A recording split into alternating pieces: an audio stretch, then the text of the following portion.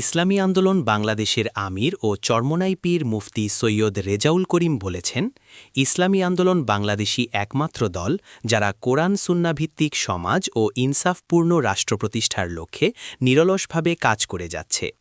তিনি আরও বলেন, আসন্ন জাতীয় নির্বাচনে ইসলামের বিজয় অবশ্যম্ভাবী, ইনশাআল্লাহ। পীর সাহেব বলেন, ইসলাম অনুযায়ী রাষ্ট্র চালাবে বিএনপি এটা বলে নাই, জামায়াতও বলে নাই ইসলাম অনুযায়ী রাষ্ট্র চালাবে।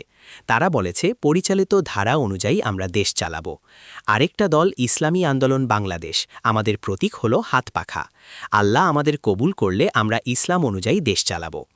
তিনি আরও বলেন, যারা প্রতিদ্বন্দ্বিতা করছেন তাদের মধ্যে ব্যক্তি ভালো থাকতে পারে, এখানে ব্যক্তি ভালো বিবেচনা নয়, ব্যক্তি কোন নিয়ম নিয়ে আসছে এটা বিবেচনার। বাউফলে বিএনপি থেকে নির্বাচন করছেন শহীদুল আলম, সেও বলে নাই ইসলাম অনুযায়ী রাষ্ট্র চালাব।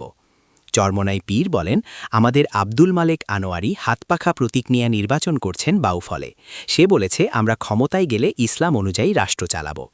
গত ৫৪ বছরের চলমান আইনের কারণে দুর্নীতিতে বাংলাদেশ ৫ বার বিশ্ব চ্যাম্পিয়ন হয়েছে। হাজার হাজার মায়ের বুক খালি হয়েছে। দেশের টাকা বিদেশে পাচার হয়ে বেগম পাড়ার তৈরি হয়েছে। এদেশে বসে অন্য দেশের প্রেসক্রিপশন অনুযায়ী দেশ পরিচালিত হয়েছে। তিনি আরও বলেন, দাড়িপাল্লার এক পাল্লায় যুক্তরাষ্ট্র এবং অন্য পাল্লায় ভারত রয়েছে। এমন মন্তব্য করে তিনি বলেন, দাড়িপাল্লাকে ন্যায় ও ইনসাফের প্রতীক বলা হলেও বাস্তবে এখন দেখা যাচ্ছে এর এক পাশে গোপনে আমেরিকা এবং অন্য পাশে গোপনে ভারত অবস্থান করছে। রেজাউল করিম আরও বলেন, বাংলাদেশের মানুষ যুক্তরাষ্ট্রের বা ভারতের বিচার ব্যবস্থা দেখতে চায় না, তারা ইসলামের ইনসাফ দেখতে চায়।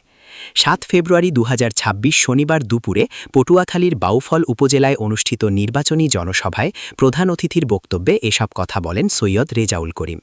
ত্রয়োদশ জাতীয় সংসদ নির্বাচনে ইসলামী আন্দোলন বাংলাদেশ ও হাতপাখা প্রতীকের প্রার্থী মুফতি আব্দুল মালেক আনোয়ারির পক্ষে বাউফল পাবলিক মাঠে এই জনসভার আয়োজন করা হয়।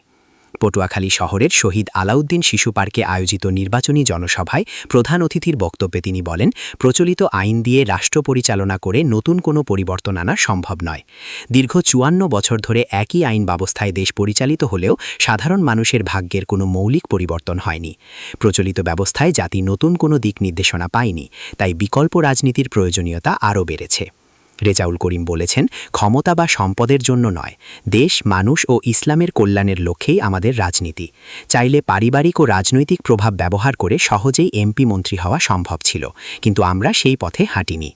ছাত্র জনতার অভ্যুত্থানের পর মানুষের প্রত্যাশার কথা তুলে ধরে তিনি বলেন, জনগণ জুলুম ও নির্যাতন মুক্ত একটি আদর্শ রাষ্ট্র চেয়েছিল, কিন্তু ক্ষমতালোভী একটি স্বার্থন্বেষী গোষ্ঠীর ষড়যন্ত্রের কারণে সেই স্বপ্ন এখন বাস্তবিত হওয়ার পথে বাধাগ্রস্ত হচ্ছে।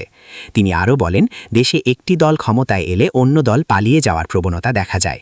ইসলামী আন্দোলন ক্ষমতায় এলে কোনো নিরপরাধ মানুষকে দেশ ছাড়তে হবে না। এ সময় তিনি হাতপাখা প্রতীকে ভোট দেওয়ার আহ্বান জানিয়ে বলেন, হাতপাখার পক্ষে একটি ভোট পড়লে ইসলামের পক্ষে শক্তি বৃদ্ধি পাবে।